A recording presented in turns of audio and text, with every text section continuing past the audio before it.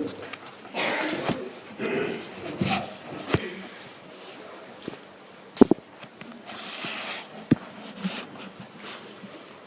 Tuhan, kita telah melanjutkan dengan Korintus yang pertama dari pasal yang ke-14. Kita telah membaca tentang bagaimana karunia-karunia roh. Kita telah belajar tentang kasih di pasal 13, dan di antara ketiganya yang terpenting ialah kasih. Tetapi bukan karunia roh tidak penting, karena roh itu memampukan kita melaksanakan kasih. Kita ingat aplikasi buah roh yang pertama adalah kasih. Nah, itulah sebabnya betapa penting kita mengerti tentang Roh Kudus. Pengajaran karismatik menonjol dalam karunia roh, sebab karismatik diambil dari kata karisma, dan karisma itulah karunia roh. Jadi kalau kita perhatikan di dalam karya-karya roh Allah, Roh Kudus dengan lebih dari 35 nama Roh Kudus, maka pekerjaan daripada roh yang kita perhatikan di pasal 14 adalah memberikan karunia-karunia. Dan karunia roh ayat yang keempat pasal 14 adalah Roh Kudus yang membangun jemaat. Untuk apa Allah berikan karunia roh? Kita perhatikan, setiap karunia roh itu akan membangun jemaat. Kita telah membaca di pasal 12 ayat yang ke-9, karunia-karunia roh memberikan iman, pasal 12 ayat 9, memberikan karunia menyembuhkan, memberikan kuasa mengadakan mujizat, ayat 10, dan memberikan karunia untuk bernubuat, memberikan karunia untuk membedakan bermacam-macam roh, karunia berkata-kata dalam bahasa roh, dan karunia untuk menafsirkan bahasa roh. Jadi kalau kita mau lihat karunia roh Allah, maka di pasal 12 ayat 9 sampai ayat yang ke-10 merupakan penjabaran dari karunia roh. Nah, ini semua adalah karunia roh yang membangun jemaat. Jadi di dalam karunia roh, jemaat akan diberkati, jemaat akan dikuatkan, jemaat akan dibangunkan. Itu adalah yang harus terjadi di mana kita memberi kesempatan kepada Roh Kudus untuk berkarya. Yang satu menghormati yang lain. Turun ke ayat 12, pasal 14 ayat 12.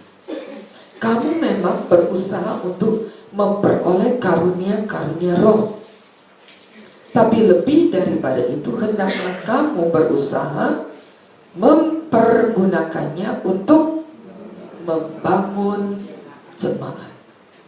Jadi kita tahu arti daripada karunia roh untuk jemaat adalah bukan untuk kesombongan, bukan membanggakan diri, tetapi karunia-karunia roh diberikan Allah untuk membangun jemaat. Sebab itu di pasal yang ke-14 kita melihat dari ayat yang ke-29 tentang nabi-nabi, baiklah 2 atau 3 orang di antaranya berkata-kata dan yang lain menanggapi apa yang dikatakan. 30.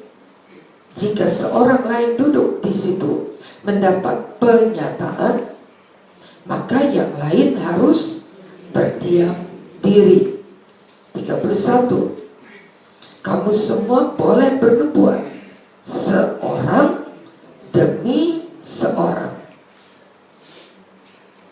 Ayat 32, karunia nabi takluk kepada nabi. Ayat 33, Allah tidak menghendaki kekacauan tetapi damai sejati. Di dalam jemaat Allah memberikan karunia roh, tapi karunia roh itu akan membuat satu sama lain dengan tertib, mempergunakan karunia roh itu dengan tertib dan tidak ada kekacauan. Kalau tidak takluk seorang akan yang lain, maka dikhawatirkan itu bukan karunia roh. Karena di mana ada karunia roh, di sana ada ketertiban. Tertib. Ya, dan semua itu membangun jemaat. Akan kelihatan pimpinan roh itu selalu membangun jemaat, selalu tertib, tidak kacau.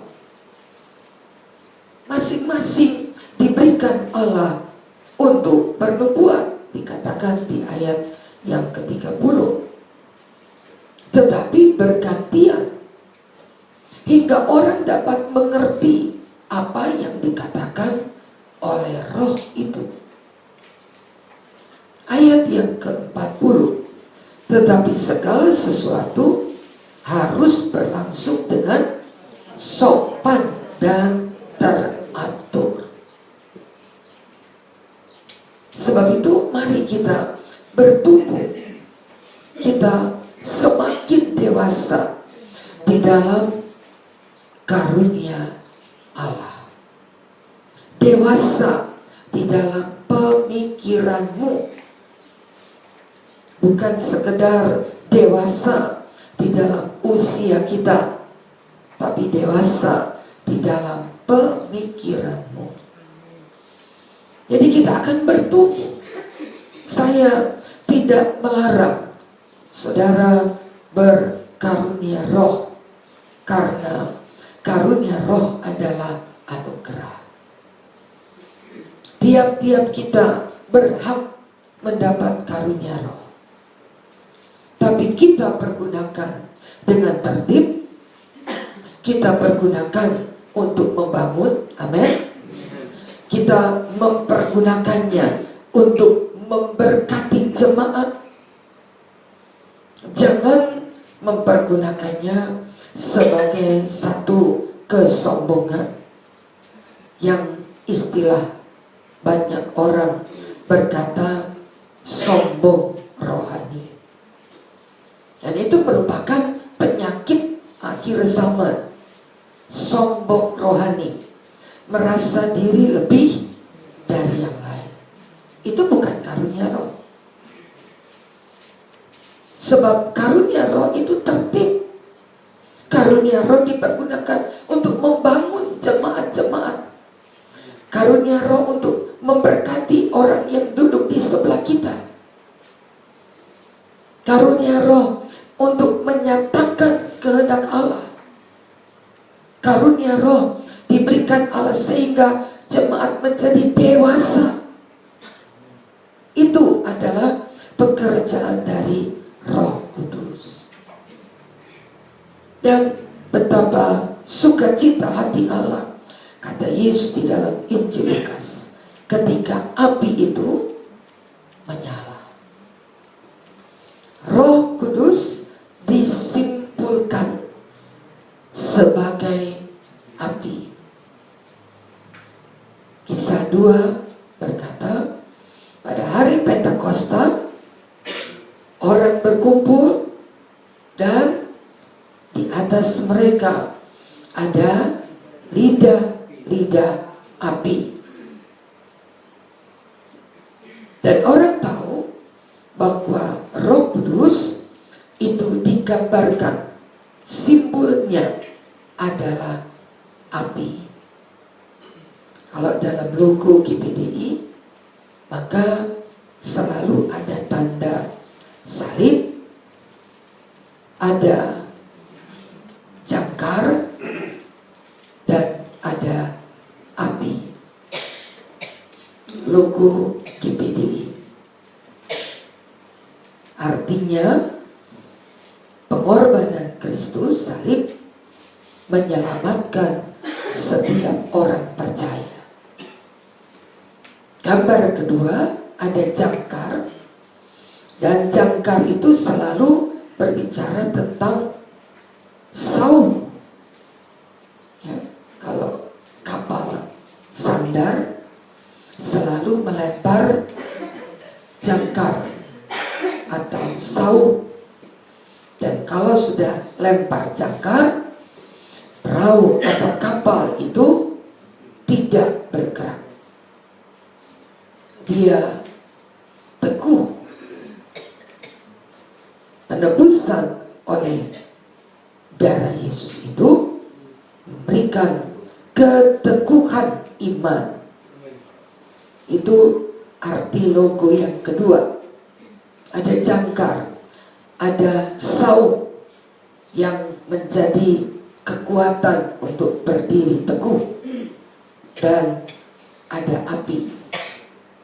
Kita melihat itulah gambar dari logo GPDI yang berkembang, yang bekerja, yang bersama-sama dengan seluruh warga GPDI yang dikuasai oleh Roh Kudus. Itu adalah simbol dalam logo yang ada. Arti, kalau saudara lihat di warta juga ada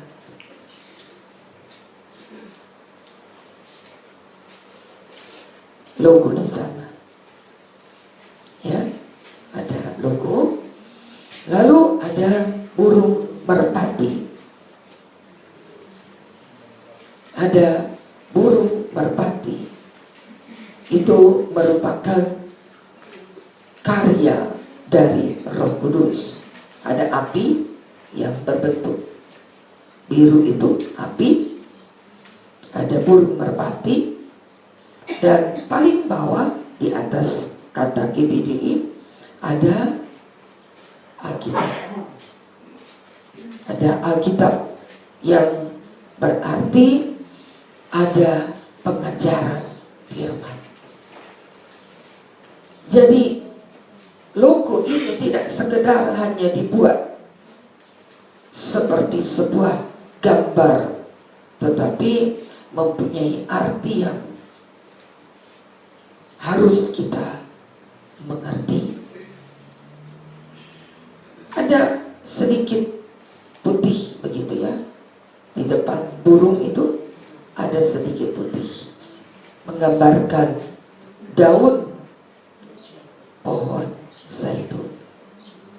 Kalau saudara ingat kisah tentang Nuh, ia melepaskan burung merpati. Ada 2 burung yang dia lepaskannya. Ada burung gagak dan ada burung merpati. Burung gagak dilepaskan, tidak kembali. Tapi burung merpati dilepaskan ketika air masih belum surut, maka burung merpati itu kembali kepada Nuh. Tapi ketika burung merpati itu dilepaskan kedua kali, burung merpati itu kembali dengan membawa daun pohon zaitun yang dipergunakan sebagai lambang perdamaian. Itu adalah tadi lemparan. Ada pertumbuhan, maksudnya demikian. Kalau pekerjaan Tuhan mempergunakan karya Roh Kudus, maka ada yang akan berkembang, ada yang bertunas, ada yang berkembang, dan menjadi harapan daripada logo itu. Tiap-tiap pekerjaan Allah yang berdasarkan Roh Kudus akan berkembang. Ini adalah arti, sedikit saya cuplik dari arti logo GBD, hingga saudara dapat mengerti kita tidak berpegang pada denominasi gereja, tetapi kita berpegang kepada karya Roh Kudus. Tidak ada merek yang kita pasang di GSG 1 atau 2 atau 3. Itu tidak penting, walaupun kita bernaung dalam organisasi GBDI, tetapi kita tidak tonjolkan merek gereja, karena keselamatan berlaku bagi setiap orang. Semua orang berhak mendapat keselamatan. Ketika saudara datang di Bulakserai, saudara tidak ditanya dari mana. Kalau bukan GBDI, maaf, bukan tempatnya. Tetapi saudara datang dari mana saja, yang penting kita percaya kepada Yesus Kristus. Kita percaya kepada Injil. Kita percaya kepada pengajaran Injil sepenuh. Maka kita adalah saudara. Bukan sekedar hanya orang-orang yang datang, bukan sekedar hanya orang-orang yang didata. Ada biodata yang menuliskan dari mana, bagaimana, asalnya dari mana. Yang tidak serumpun tidak boleh, silakan. Tiap-tiap orang berhak mendapat keselamatan. Di mana ada karya Roh Allah, di sana ada pengajaran. Di mana ada pengajaran, di sana ada keselamatan. Di mana ada keselamatan, di sana ada pertumbuhan. Amin.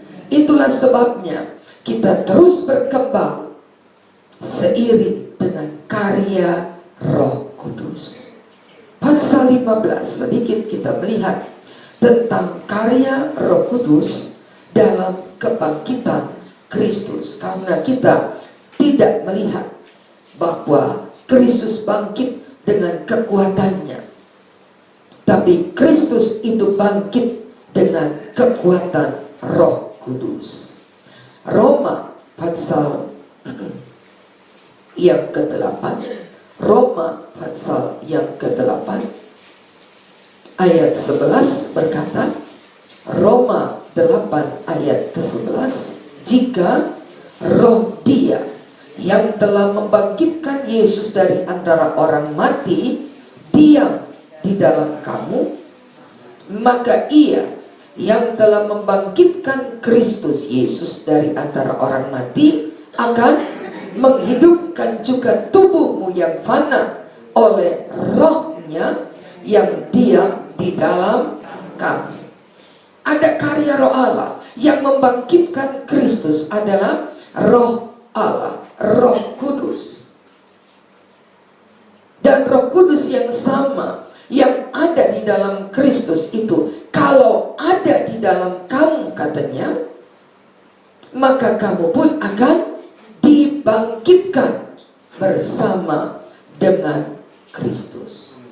Jadi kita memperhatikan bagaimana karya Roh Allah dalam 1 Korintus 15 ayat yang ke-17. Jika Kristus tidak dibangkitkan, maka sia-sialah kepercayaan kamu dan kamu masih hidup di dalam dosamu. Kita butuh kebangkitan, bukan dibangkitkan dari tubuh kematian, tetapi dibangkitkan roh kita. Kalau roh Kristus itu diam di dalam kita, maka kita juga akan dibangkitkan di dalam Kristus. Ayat 19, jikalau kita hanya dalam hidup ini saja menaruh pengharapan pada Kristus, maka kita adalah orang-orang yang paling malang. Hanya dalam hidup ini, hanya untuk keperluan jasmani kita menaruh pengharapan, kita orang malang. Tetapi ketika dalam hidup ini kita menaruh pengharapan yang jauh lebih dari sekedar kebutuhan jasmani, maka kita adalah orang-orang yang beruntung. Karena roh itu tidak cuma sekedar hanya membangkitkan perkara-perkara jasmani, kebutuhan-kebutuhan jasmani, tetapi roh itu memberikan kepada kita karunia untuk mengerti yang jauh lebih daripada sekedar kebutuhan jasmani. Ada perkara-perkara rohani yang jauh lebih bermakna, yang jauh lebih berarti dalam hidup ini. Kita tahu ayatnya, kalau perkara-perkara jasmani itu bukan kebutuhan primer, tapi itu kebutuhan sekunder. Yang utama adalah cari kerajaan Allah lebih dahulu. Perkara yang utama, perkara yang primer, perkara yang pertama harus menjadi fokus ibadah kita adalah perkara-perkara rohani. Dan Roh Kudus memberikan karunia-karunia untuk kita mengerti lebih jauh daripada perkara-perkara rohani. Perkara jasmani pasti, kata ayat Matius 6:33, akan ditambahkan kepadamu, akan dilimpahkan. Itu perkara-perkara jasmani. Untuk perkara-perkara rohani, engkau akan mendapatkan yang jauh lebih. Bertumbuh bukan sekedar bertumbuh secara jasmani, tapi bertumbuh dalam kerohanian, dan segala perkara jasmani mengikutinya. Kebutuhan-kebutuhan jasmani dilimpahkan, ditambahkan. Yang penting perkara rohani yang lebih utama. Amin. Bertumbuh di dalam perkara-perkara, tadi dikatakan dewasa dalam pemikiran. Dan orang yang dewasa di dalam pemikiran adalah mengerti karya-karya Roh Kudus untuk perkara rohani. Ini yang penting. Mari kita bertumbuh. Jemaat mari bertambah. Jemaat mari semakin mengerti ada perkara-perkara yang jauh lebih penting dari sekedar kebutuhan-kebutuhan pribadi.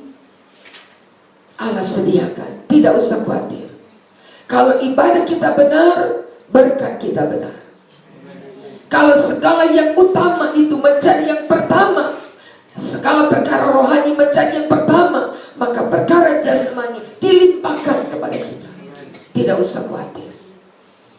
Dan untuk itu kita terus bertumbuh dalam pengenalan akan Yesus Kristus Tuhan kita. Mari kita berdoa.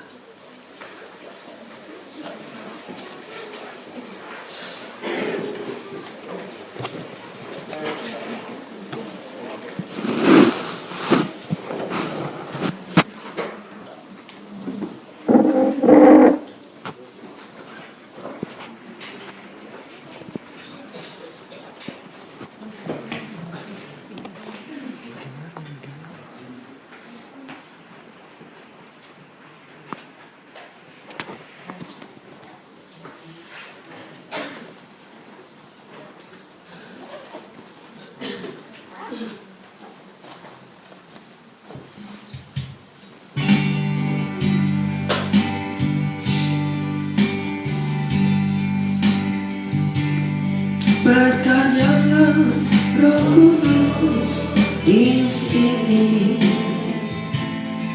Berkaryalah kuasa, berkaryalah di sini. Berkaryalah dengan kuasa. Jamahlah kami, jamahlah siapa itu, umatkan kami dari jauh, umatkan dari bawah, jadikan kami semua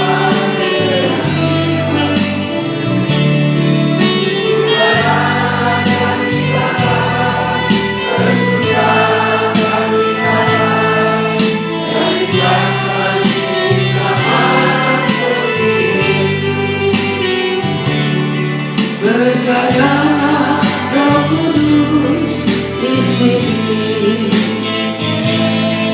Berkaryalah dengan kuasa-Mu. Berkaryalah di sini. Berkaryalah dengan kuasa-Mu. Jamahlah kami, jamahlah kami, umatkan kami dari jauh, umatkan kami dalam bentuklah jadikan kami sesuai dengan firman.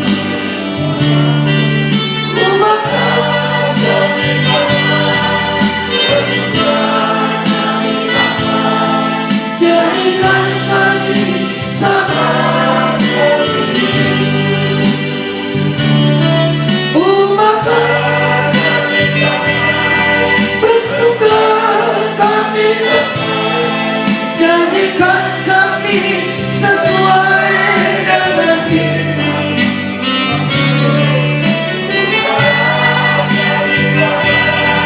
Bentuklah kami, jadikan kami sama. Ini yang kami butuhkan ya Tuhan. Ubahkan kami ya Yesus. Bentuk setiap pribadi. Keberadaan kami tidak menyenangkan hati Allah. Tetapi ketika Roh Kudus Engkau berkarya dalam kami, mengubahkan setiap pribadi kami, menjadikan yang utama adalah perkara-perkara rohani, maka kami jadi seperti Yesus. Ubahkan kekurangan kami, ubahkan kelemahan kami, ubahkan kepribadian kami, bukan menjadi orang lama yang belum dibangkitkan, tetapi karya-Mu adalah karya yang menghidupkan, karyanya yang membangkitkan. Haleluya. Ubahkan kami, bentuklah kami, jadikan kami sesuai dengan firman. Ubahkan,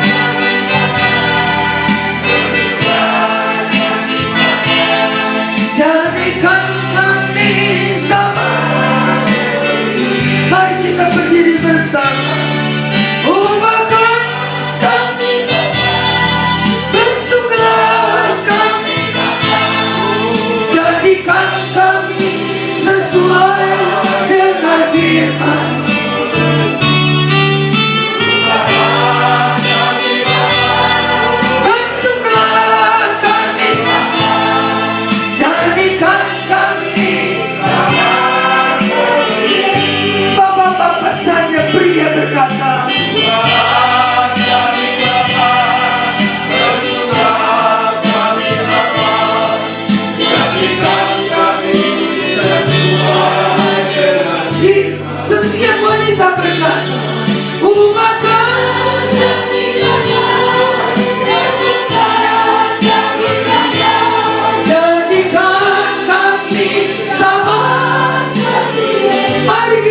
kata bersama, ubahkan kami Bapa, bentuklah kami Bapa, jadikan kami sesuai dengan firman-Mu.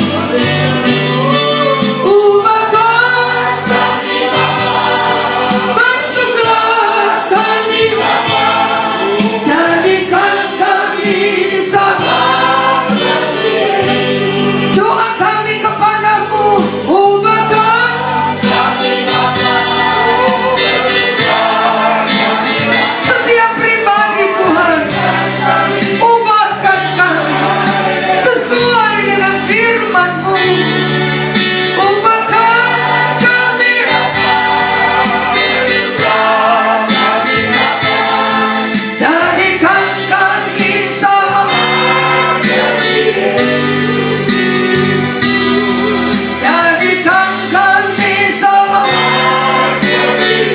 Setiap pribadi kami ya Tuhan, jadikan kami sama.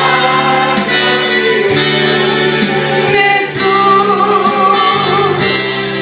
setiap kami, setiap pribadi, anak-anak sekolah minggu, remaja, dewasa muda, bapak, ibu, sampai ibu janda, diubahkan Yesus, diubahkan dengan karya Roh Kudus, agar kami hidup menyenangkan Engkau. Terima kasih Tuhan, terima kasih Roh Kudus, buat segala karya-Mu. Haleluya, terima kasih Tuhan. Dengan mengucap syukur kami naik ke pujian hanya di dalam nama Tuhan Yesus Kristus. Haleluya, amin.